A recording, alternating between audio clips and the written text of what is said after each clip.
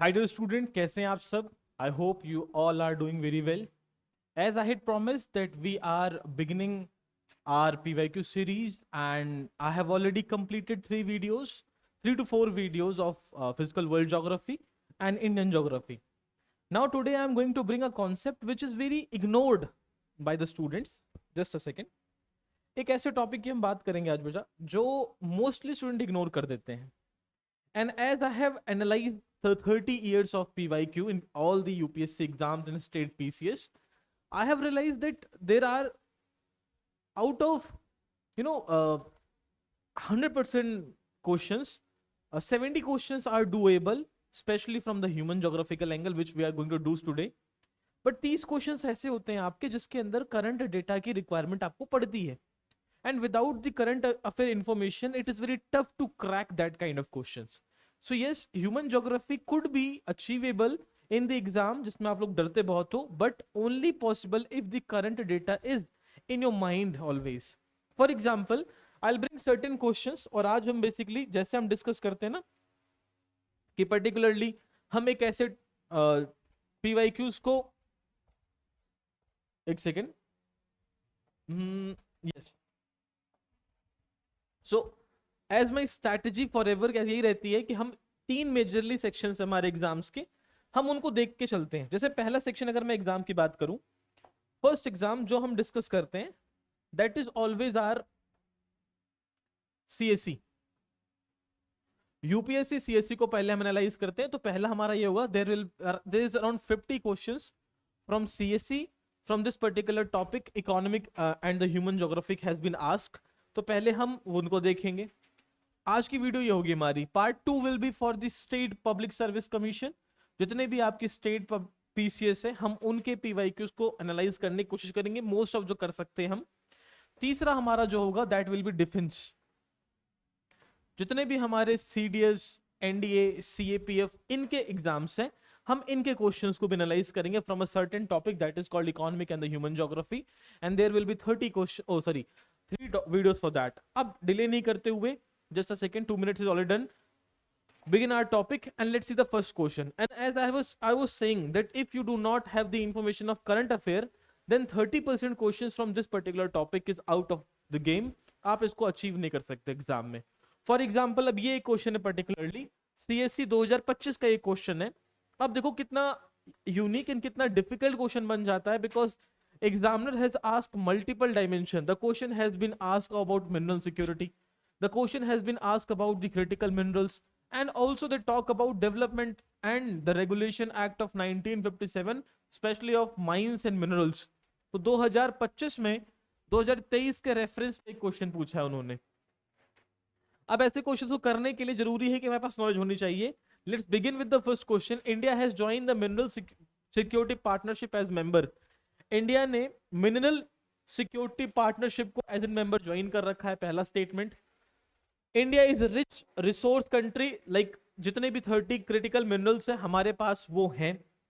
The parliament ने कुछ amendment किए हैं. अब हम देखो 3 टॉपिक को यहां पे डिस्कस करके इसके पर्टिकुलर आंसर की तरफ चलते हैं. एक बात तो बिल्कुल सही है, India officially join the mineral security partnership of 2020 in 2023.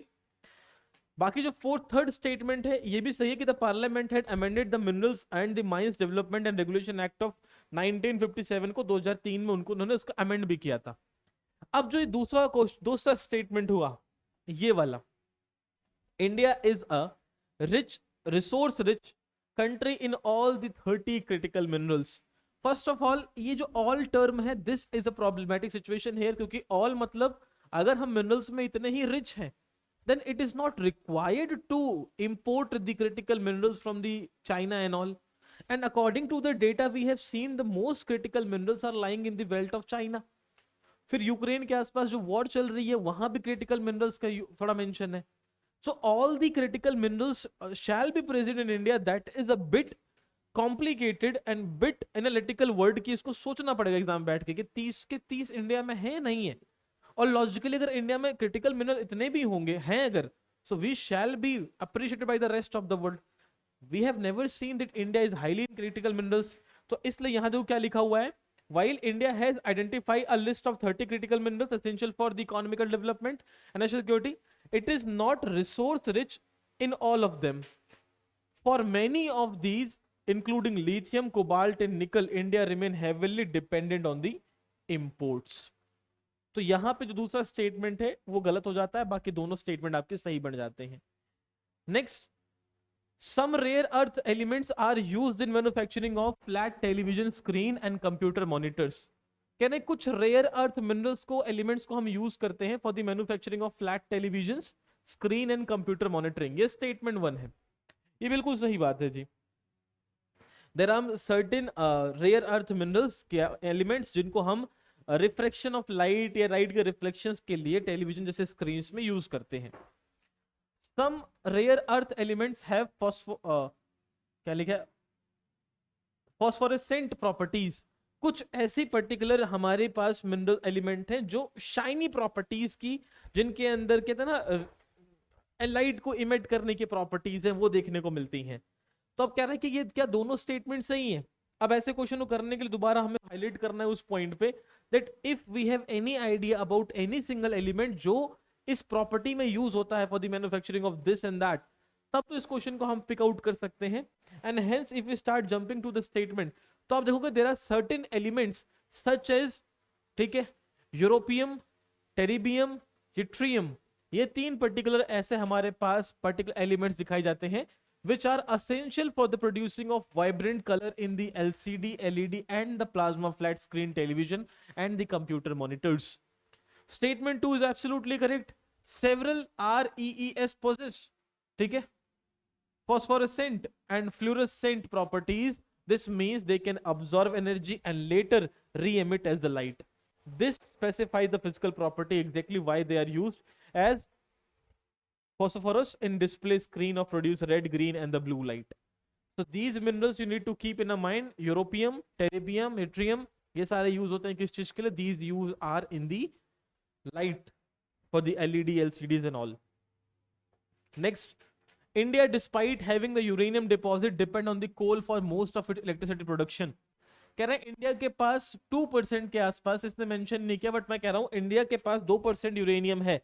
The statement is telling the same that India has the uranium, ठीक है, but still we are dependent on the coal for the energy electricity production. दूसरा, uranium enriched to the extent of at least 60 is required for the production of electricity. कह रहा है electricity को produce करने के लिए हमें uranium enriched to the extent of at least 60.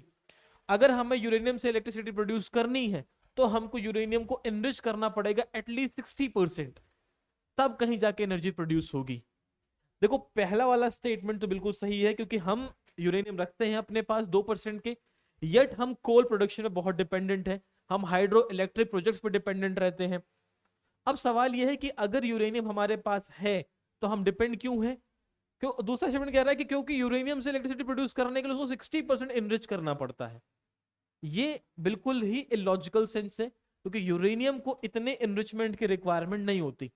अगर आप इसके आंसर को स्पेसिफिकली पढ़ना शुरू करेंगे दैट अगर आप इसको 3 से 5% भी एनरिच कर देते हो then you can produce the electricity from your uranium. वो कह रहा है enrich uranium extent to the 20% और more is typically reserve for the research reactor और द नेवल पर्पजन. और अगर एनरिच यूरेनियम 90% पहुंचा दोगे तो फिर न्यूक्लियर वेपन्स के लिए इसका रिक्वायरमेंट होता है.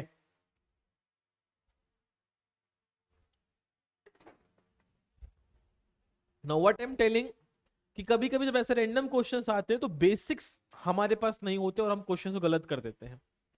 तो यहां पे 3 बातें जो अपकमिंग एग्जाम के लिए आपको याद रखना है दैट हम अभी भी इलेक्ट्रिसिटी प्रोडक्शन के लिए 70% टोटल किस पे डिपेंड करते हैं? अपने कोल पे डिपेंड करते हैं, ठीक है. और जिसमें यूरेनियम की बात करूं तो यूरेनियम जो आपका जादूगोड़ा झारखंड है और थुमलापल्ली आंध्र प्रदेश है, यहां पे यूरेनियम डिपॉजिट मिलते हैं which is around 2% of the world uranium in India.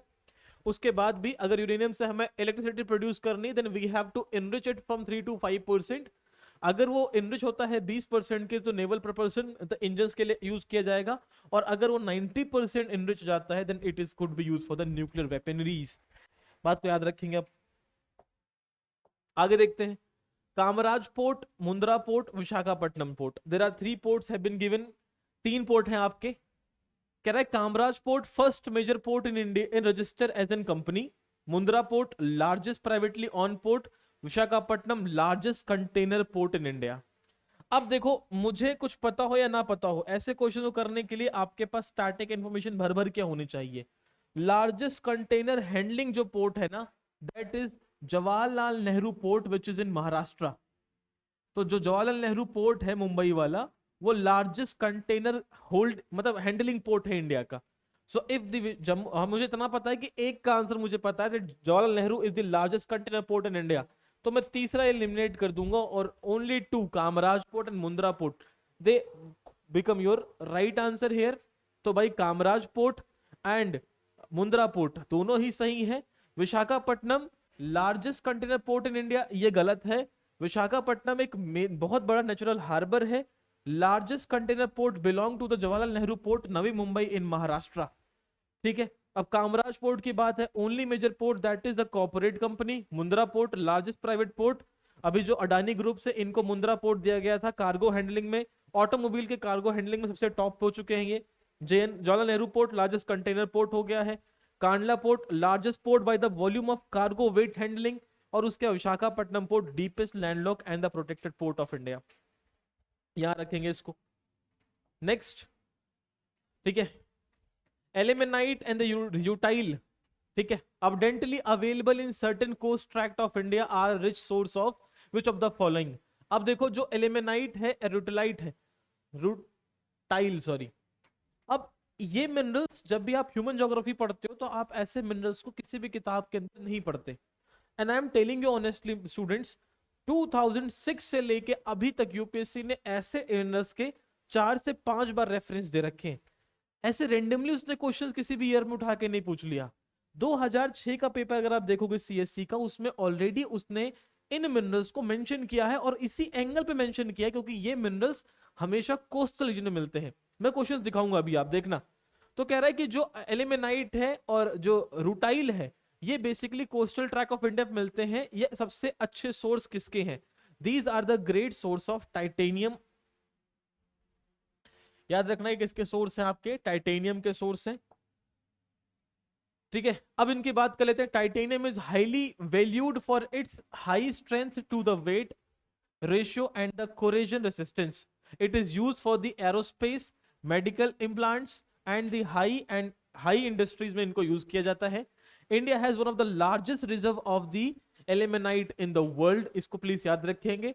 Other beach and sand minerals along with this elemenite and rutile, so there is zircon, selemenite, garnet, ठीक है, monazite, a source of thorium and rare earth element।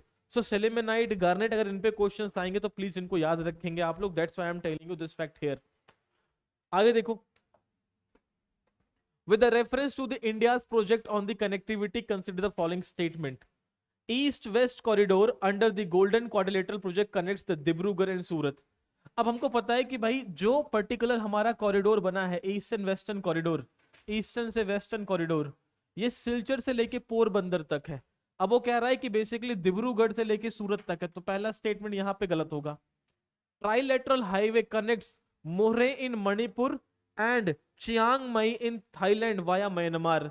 ये project जो था हमारा trilateral highway जो था, this was a proposed project, बस due to the some condition इसको हमने हॉल्ट पे लगा दिया था।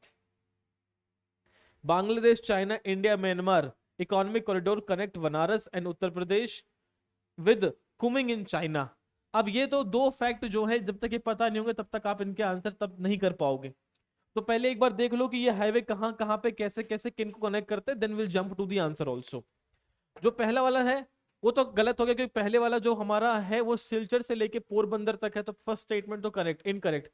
इस पे हर बच्चों को कॉन्फिडेंस होना चाहिए because this is easy one. Trilateral highway की बात कर रहे हो, देखो it connects Moreh in Manipur and Chiang Mai in Thailand via Myanmar. अब ये स्टेटस से गलत हो गया, क्यों? The India Myanmar Thailand trilateral connects Moreh in India to Mae Sot in Thailand via Myanmar while it improve regional connectivity it terminal point in Thailand is Mae Sot not Chiang मई।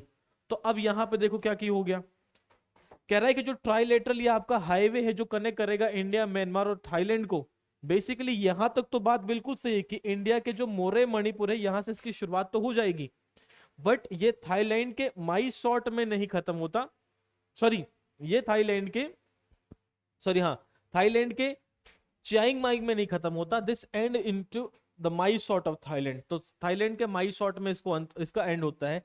दूसरा statement भी क्या हो गया आपका, गलत हो गया। तीसरा देखो, तीसरा स्टेटमेंट कह रहा है कि जो हमारा ये BCIM कॉरिडोर है, बांग्लादेश चाइना इंडियन म्यांमार जो कॉरिडोर है, it connects Banaras Uttar Pradesh with Kunming in China. ये भी गलत है। क्यों?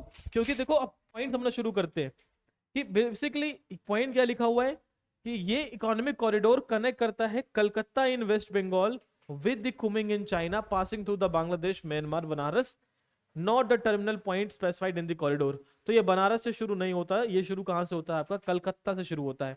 अब ये आई होप यहाँ पे आपको 2-3 बातें समझ आ गई for exam point of view से। क्या ये बातें समझ आ गई आपको? कल को अगर क्वेश्चन बनता है कभी भी, if this the question regarding the eastern western golden corridor, trilateral highway, Bangladesh China India Myanmar economic corridor, तो आप क्वेश्चन को गलत नहीं करोगे। आगे देखते हैं। With a reference to the coal-based thermal power plants in India, following statement.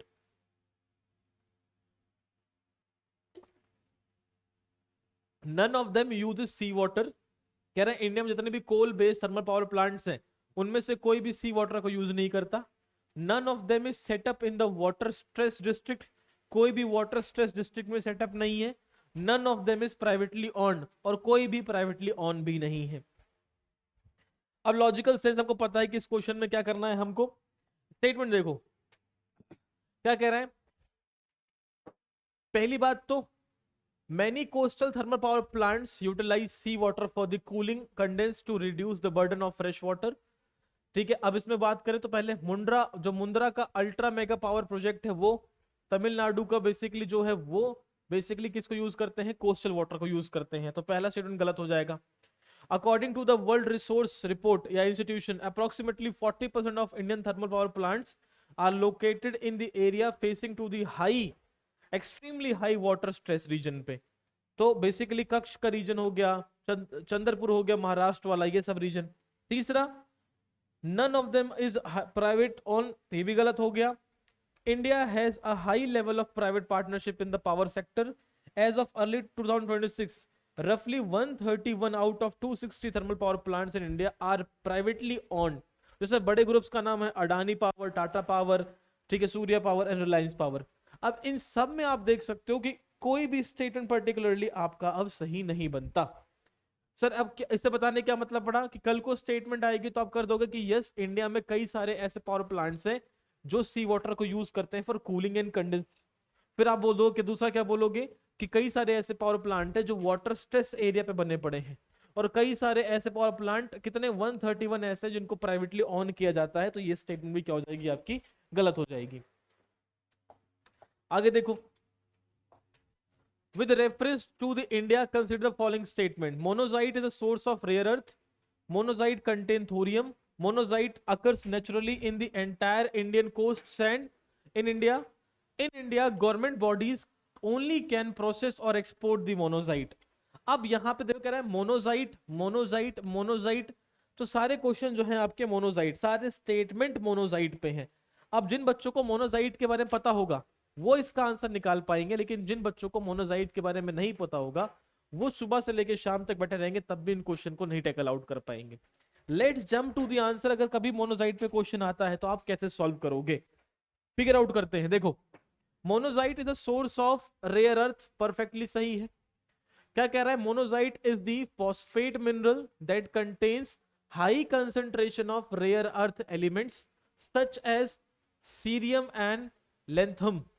याद रखेंगे, सीरियम और लेंथम मोनोजाइट से ही मिलते हैं हमको। आगे देखो, मोनोजाइट कंटेन थोरियम, ये बात भी सही है। It is the primary source of thorium globally. India holds some of the world largest reserve of the monazite which is a critical for the third stage of India's nuclear power program. फिर कह रहा है monazite occurs naturally in the entire coastal sand in India.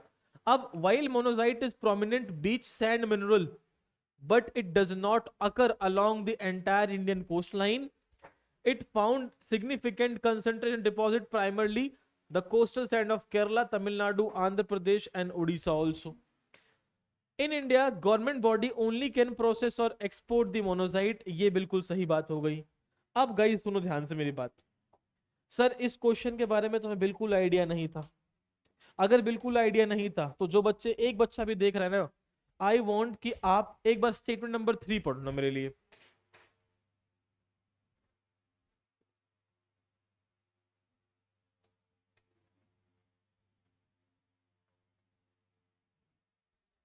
पढ़ लिया? Statement 3 को तो क्या कह रहा है? Monazite occurs naturally in the entire Indian coast. आपने बहुत बार सुना होगा कि ये जो पर्टिकुलर वर्ड है ना, ये एक एक्सट्रीम वर्ड हो गया. और आपने सुना हो कई सारे टॉपर्स के कि एक्सट्रीम को फाइंड आउट करके उनको एलिमिनेट करना एक अच्छी स्ट्रेटजी बनती है एग्जाम पे क्वेश्चंस में ब्लफ करने के लिए. तो कल को अगर कभी आपके सामने ऐसे कोई ऑप्शंस आए जहां पे ऐसा आ जाए कि monazite occur naturally in the entire Indian coastal state, तो फिर वहां पे सोचना पड़ता है थोड़ा सा. और अगर ये हो गया तो चीजें आसान हो जाएंगी. चौथे में अगर कभी कंफ्यूजन हो, in India government bodies only can process और एक्सपोर्ट द मोनोजाइट. अब अगर मोनोजाइट एक रेयर अर्थ मिनरल है, थोड़ा बहुत इसके बारे में आपको आइडिया होगा, so government institution is the only right to do so.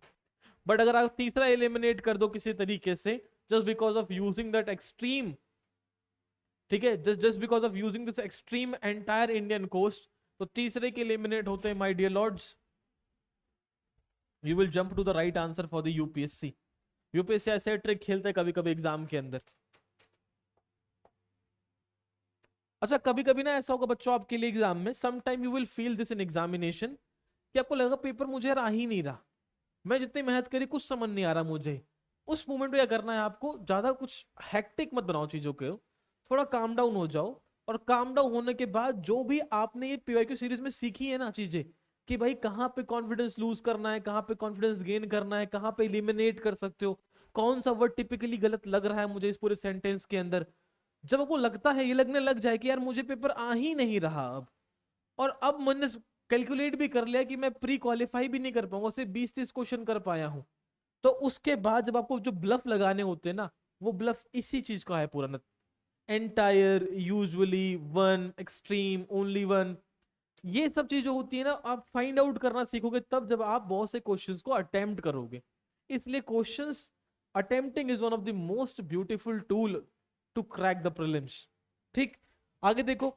Gujarat has largest solar park in India. Kerala has a fully solar powered airport international. Goa has the largest floating photovoltaic projects in India.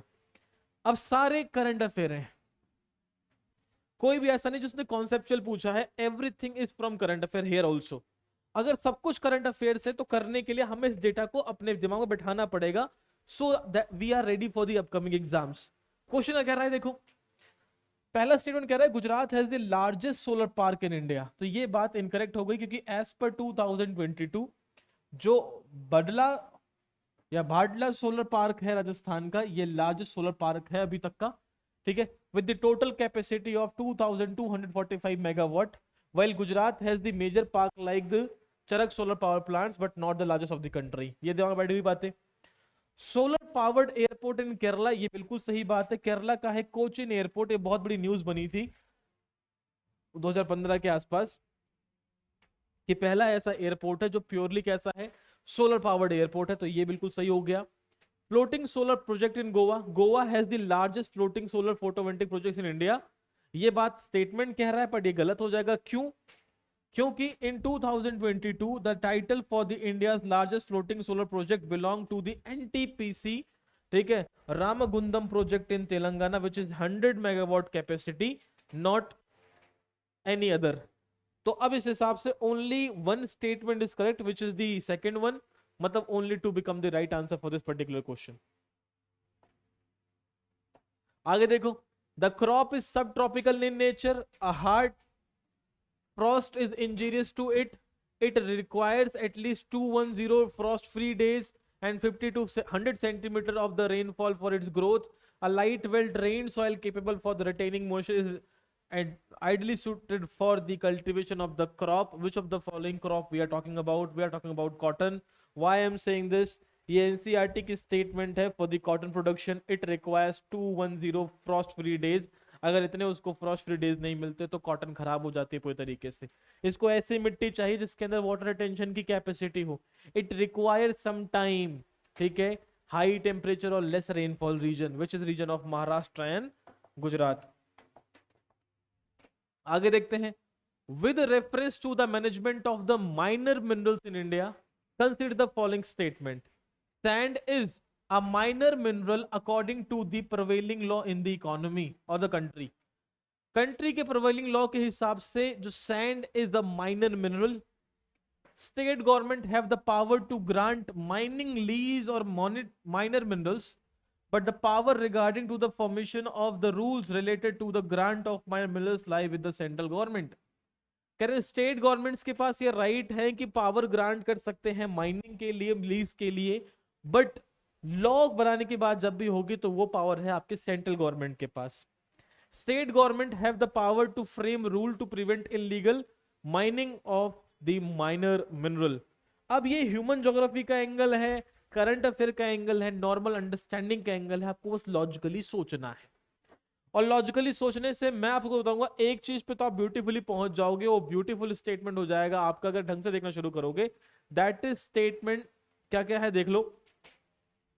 According to the, ठीक है, वो जो मैंने बताया था जो हमारा माइनरल क्या है मिनरल रेगुलेशन एंड डेवलपमेंट वाला बात है, उसके अकॉर्डिंग क्या कह रहा है कि according to the present law minor minerals including building stone, gravel, ordinary clay, ordinary sand other than the sand used for the prescribed purpose, the central government has authority to declare other mineral as the minor minerals via official gazette and notification. तो पहला statement इसका सही हो जाता है इस तरीके से, because what the first statement is saying, sand is the minor mineral according to the prevailing law of the economy country. State government have the power to grant mining lease or the mineral, but the regarding formation of rule lies to the central government.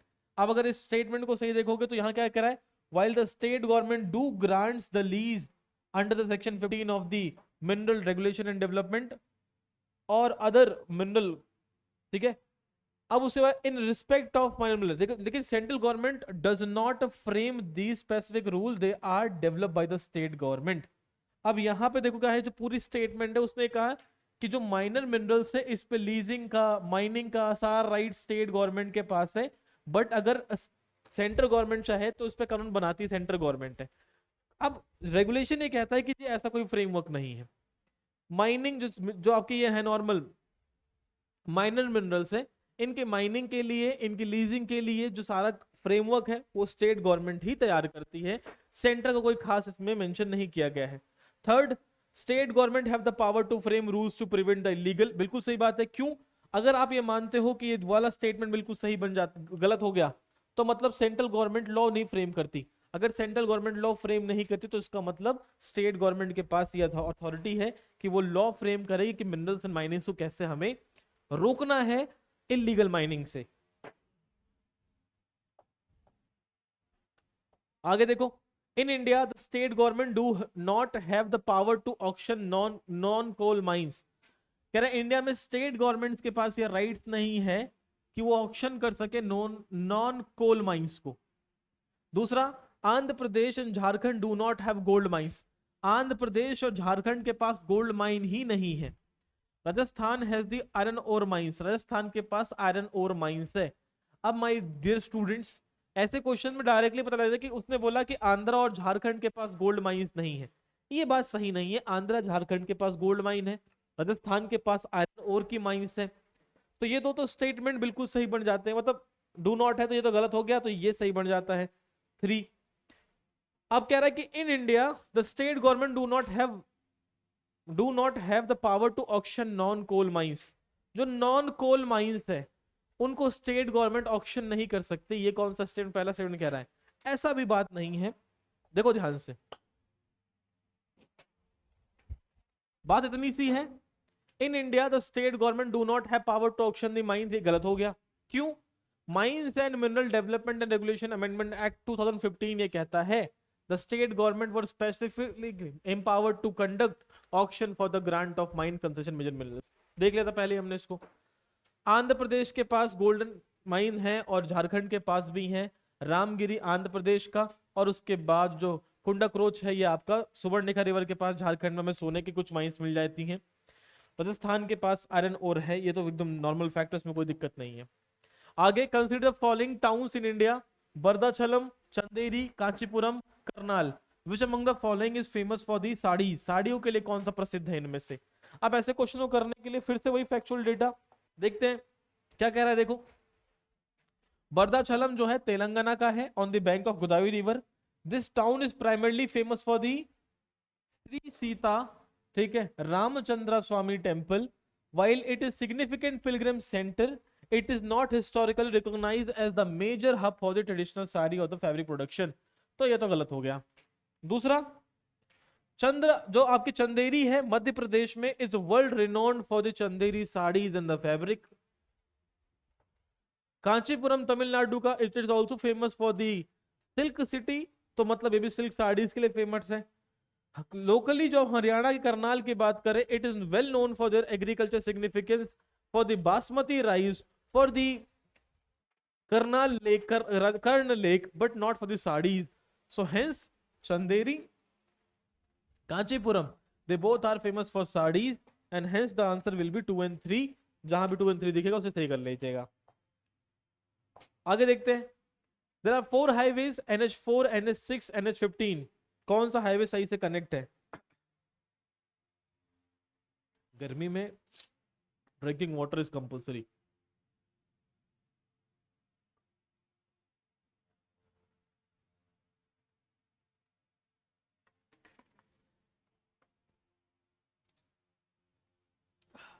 देखते हैं NH4, NH6, NH15।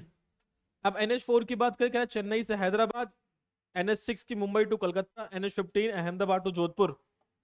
देख लें, NH4 की बात करें, which basically connect Mumbai to Chennai via Pune and Bangalore, ठीक है जी। Hyderabad connection, Hyderabad was primarily connected to Chennai via NH5, ठीक है। अब उसके कह रहे हैं NH6, ये भी इनकरेक्ट है। NH6 was known as an great eastern road connecting Surat to Calcutta, Hazira to Calcutta, ठीक है जी। NH15 ये भी इनकरेक्ट है because NH15 run along the western border of the India, तो ये connecting the Samakhiali in Gujarat and Pathankot in the Punjab through the Thar desert. तो basically जितने भी आपके हाईवेज है ये तीनों इनडायरेक्टली मैच है, so none become the right answer. फिर से match the following, drought prone area, desert development program, national watershed development project for the rainfed areas. उसके सामने उनकी मिनिस्ट्रीज है। अब ड्रॉट प्रोन प्रोग्राम है, ये मिनिस्टर ऑफ एग्रीकल्चर के पास नहीं आता, इतना मुझे पक्का पता है। बाकी देख लेते हैं जी। कह रहा है ड्रॉट एरिया प्रोग्राम जो है मिनिस्टर ऑफ एग्रीकल्चर पे नहीं है, ये है minister of rural development, department of land resource. तो पहला स्टेटमेंट जो गलत हो गया। अब दूसरा क्या है? डेजर्ट डेवलपमेंट प्रोग्राम, कह रहा है ये मिनिस्ट्री ऑफ एनवायरनमेंट के पास है जी, नहीं, ये भी मिनिस्ट्री ऑफ रूरल डेवलपमेंट के पास है।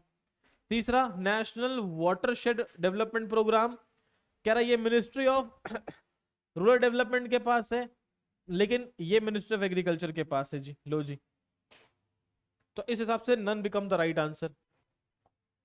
आगे, despite having the large reserve of coal, why does India import million of ton of coal? India के पास बहुत ज्यादा कोल है, लेकिन फिर भी हम कोल को इंपोर्ट क्यों करते हैं? इसने नॉर्मल क्वेश्चन ये पूछा। अब इस क्वेश्चन का आंसर बताने के लिए, it is the policy of the government to save its coal for the reserve for the future and import it from the other countries for the present use. Sense ही नहीं बनाता, कोई भी देश ऐसा नहीं करता कि अपने कोल को आज बचा लो, कल इस कोल को खर्च करेंगे, अभी अपने जरूरतों के लिए हम बाहर से कोल मंगा लेते हैं। पहला गलत हो गया। 2 और 3 बनेंगे इसके सही answer. Which of the following is the chief feature of the mixed farming? Mix farming की मेन फीचर क्या है? सिंपल है, मिक्स फार्मिंग का मतलब है कि आप एग्रीकल्चर भी कर रहे हो और एनिमल हस्बेंड्री भी कर रहे हो। जहां पे दिख जाए हो जाएगा।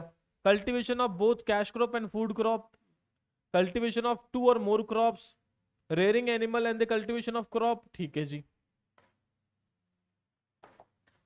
Which one of the following is the appropriate reason for the considering the Gondwana rock as the most important of the rock system? याद रखना, जब भी गोंडवाना, हमारे पास 90% जो कोल है ये गोंडवाना टाइम के हैं। ये फैक्ट आपको बताया जाता है जब आप ज्योग्राफी के अंदर पढ़ते हैं मिनरल्स एंड माइंस वाला टॉपिक। उससे कार्बेनिफेरस गोंडवाना, तो हमारे पास जो 90% कोल रिजर्व है ये किसका है? गोंडवाना फेस का है, जो कि कार्बेनिफेरस के बहुत बाद का टाइम है। इसलिए हमारे पास जितने भी कोल रिजर्व है they are not up to that level जिसका उसका होना चाहिए। इसलिए इस पर्टिकुलर क्वेश्चन का सही बनता है more than 90% of the Indian coal reserve found in Gondwana, because 90% of coal reserve जो है वो गोंडवाना टाइम पे ही बने थे हमारे। आगे, Damodar valley, Son valley, Godavari valley, Mahanadi valley, उनके सामने कोल फील्ड है। दामोदर की बात करूं तो पड़ेगा वेस्ट बंगाल, सोन की बात करूं पड़ेगा यूपी मध्य प्रदेश, गोदावरी की बात की जाए तो पड़ेगा महाराष्ट्र, महानदी की बात की जाए तो पड़ेगा अपना उड़ीसा झारखंड का रीजन। ठीक है जी। उड़ीसा में है तालचेर, उमरिया है आपका मध्य प्रदेश, सिंगरैनी तो पता ही होगा आप लोग को। अब सही हो जाएगा बात, ये दो मैंने बता दिए हैं। तालचेर आपका उड़ीसा में है, उमरिया जो है आपका, शुरू करते हैं, फैक्ट देख लो। दामोदर वैली वेस्ट, जो कि वेस्ट बंगाल झारखंड में है, किस नदी पे भाई? बराकर रिवर भी एक वहां पे, तो बराकर कोल्ड फील्ड है। सोन वैली उमरिया मध्य प्रदेश, गोदावरी सिंगरेनी तेलंगाना, महादेवी पे सॉरी महानदी पे, तालचेर कहां पे भाई आपका? उड़ीसा। आगे, India does not have any deposit of thorium, गलत। इंडिया के पास अगर मोनोजाइट सबसे ज्यादा है तो इंडिया के पास थोरियम भी अच्छा खासा होगा। फैक्ट यही चेक करा देता हूं मैं आपको। Kerala monazite sand contain uranium, हाँ, केरला के जो मोनोजाइट सैंड होते हैं अगर उसमें थोरियम मिलेगा तो उसमें यूरेनियम के एसेंस भी देखने को मिलेंगे। अब इस क्वेश्चन को अगर मैंने पहले कर लिया होता, जो मैं कुछ देर पहले कह रहा था, अगर ये क्वेश्चन मैंने पहले टेकल आउट कर लिया, 2009 का मैंने इस क्वेश्चन को एनालाइज कर लिया होता, तो डोंट यू थिंक जो क्वेश्चन मैं यहाँ पे पहले करा के हटा हूं अभी, एक बार थोड़ा ध्यान देना, जो ये थोरियम वगैरह पे आप कंफ्यूज हो रहे थे माय डियर स्टूडेंट्स,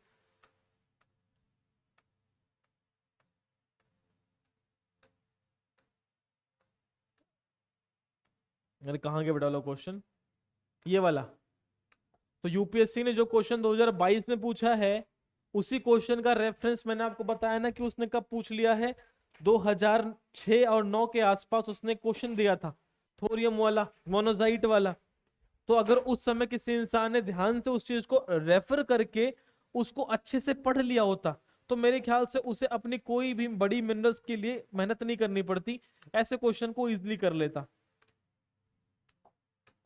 ये हो गया, इस क्वेश्चन पे थे, इसका आंसर देख लिया हमने। Next, Balaghat is well known for diamond mines, गलत हो गया भाई, बालाघाट डायमंड माइन के लिए फेमस नहीं है। बालाघाट, छिंदवाड़ा ये सब फेमस है मैग्नीशियम के लिए। और Mazagaon is known for manganese deposit, उल्टा है। माझागांव जो है पन्ना, ये फेमस है किसके लिए? आपका डायमंड माइंस के लिए। दोनों ही उल्टे लिख दिए हैं भाई। Balaghat is well known for diamond mines, गलत है। बालाघाट जो है मैग्नीज एंड कॉपर के लिए बहुत फेमस है। जहां दो फेमस माइंस दिखेंगी आपको, एक तो भारवेली माइंस और एक तो मलंजखंड माइन, दोनों मध्य प्रदेश के अंदर है माय डियर लॉर्ड्स। और जो माझा गांव है इस मैग्नीज, गलत है, जो माझा गांव मध्य प्रदेश है फेमस है अपने डायमंड माइंस के लिए। Which of the following statement is not correct? Rourkela steel plant, the first integrated steel plant in the public sector of India, was set up with the help of Soviet Union. Salem steel power plant is the primary producer of the stainless steel in India. Maharashtra में जो electrosmelt limited है is the subsidiary of the Steel Authority of India. Visakhapatnam steel plant is the unit of the राष्ट्रीय इस्पात निगम limited. तो आपके सामने ये चार ऑप्शंस हैं, इन चार ऑप्शंस के आंसर को टैकल करके देखो क्या कह रहा है। 3 सही 1 गलत। पहला क्या है? Rourkela steel plant was actually the first integrated steel plant in the public sector but not set up with the help of Russia. It was set up with the help of Germany.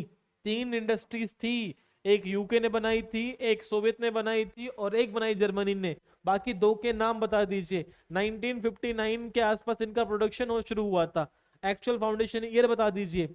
TISCO कब बनी, इसको कब बनी, सुना होगा आपने, हिंदल को। ये सब जो है इन पे रिसर्च करिए, आपके क्वेश्चन से होने लग जाएंगे।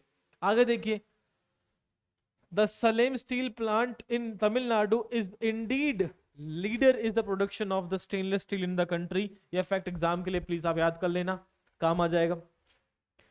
महाराष्ट्र इलेक्ट्रॉन मेल्ट जो कि चंद्रपुर में है, become the subsidiary of steel authority of India. बिल्कुल सही बात है ये भी।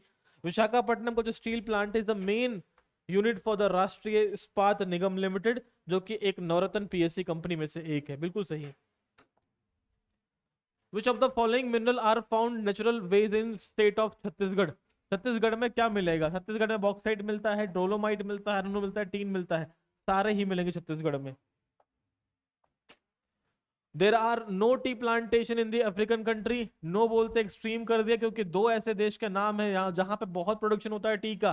T plantation need fertile soil with the high humus. बिल्कुल सही बात है। टी प्लांटेशन के लिए फर्टाइल सॉइल चाहिए, हाई ह्यूमिडिटी चाहिए, ह्यूमस चाहिए।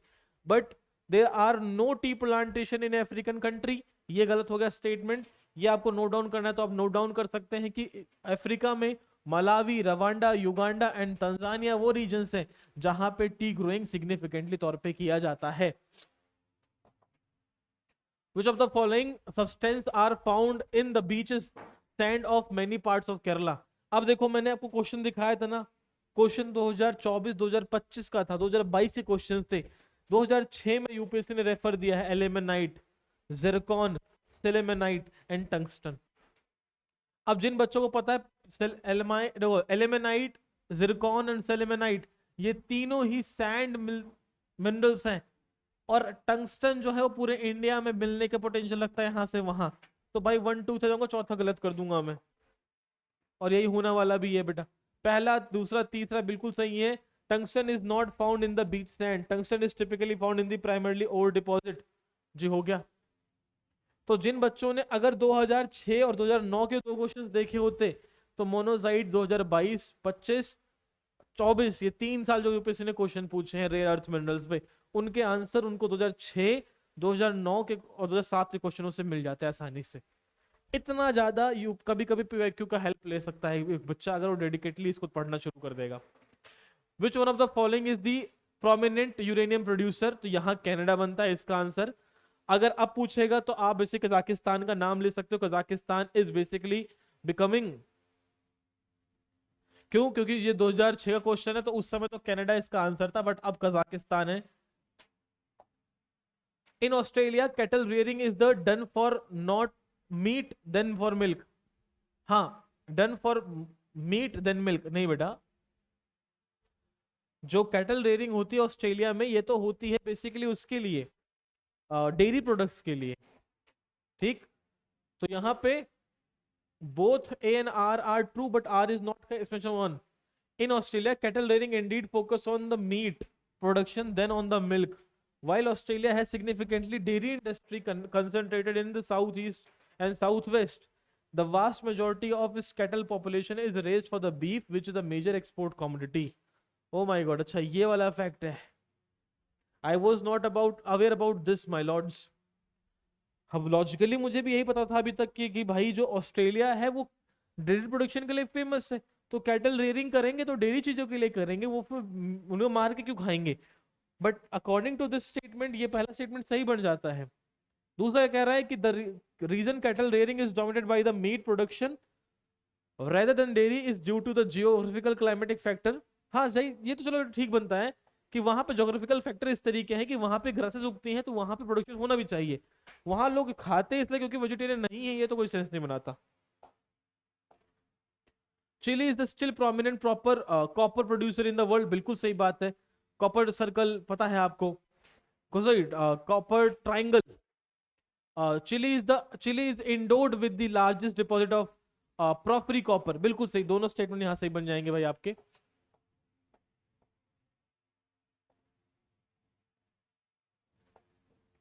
मैग्नीज, निकल, लेड, जिंक, एस्बेस्टस। आपके पास 4 यहाँ मिनरल्स के ओर्स के नाम दिए हैं। मैग्नीज के लिए जहां बहुत माइन होता है, पहले का पहला मलंजखंड एंड बालाघाट रीजन। निकल उड़ीसा में। लेड जो है वो बेसिकली आपका लेड जिंक राजस्थान के अंदर। ए और सी में जिसको कॉन्फिडेंस है आंसर आपके सामने आ जाएगा।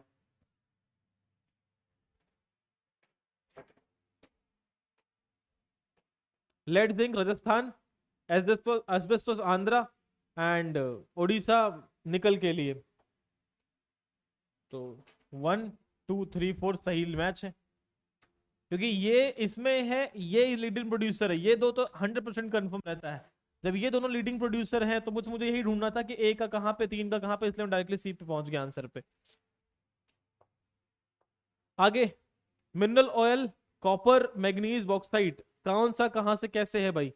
चलो भाई मिनरल ऑयल की बात करें, mineral oil is basically from the Venezuela, copper Zambia, manganese Gabon और बॉक्साइट गुएना। अब ऐसे रैंडमली ऐसे क्वेश्चन यूपीएससी पूछता नहीं है, तो काफी टाइम वाले क्वेश्चंस हो गए आपके। So yes guys, these are the those 30 questions जो सीएससी ने पिछले 30 सालों में पूछे हैं। There has been 50 questions on this. मैं 20 क्वेश्चन इसलिए लेके नहीं आया माय डियर स्टूडेंट्स, क्योंकि वो 20 क्वेश्चन पीस ऑफ केक थे जिनको हर बच्चा जानता है। वो अगर आप नहीं भी एनालाइज करोगे तब भी हो जाएगा काम, लेकिन ये क्वेश्चंस ऐसे हैं कि इनको एनालाइज करना जरूरी है। What I am planning to do something new, कि मैं क्या करूंगा कि अब जो भी हमारे ना सिमिलर होंगे, 2006 से अगर कोई 2009 वाला क्वेश्चन सॉल्व हो रहा होगा और इन दो से अगर कोई 2019 से और 2025 के क्वेश्चन सॉल्व हो रहे होंगे, I will put forward those 4 questions together at one screen, ताकि दिखाऊंगा किस तरीके से PYQ is going to help you out to solving the paper of CSC.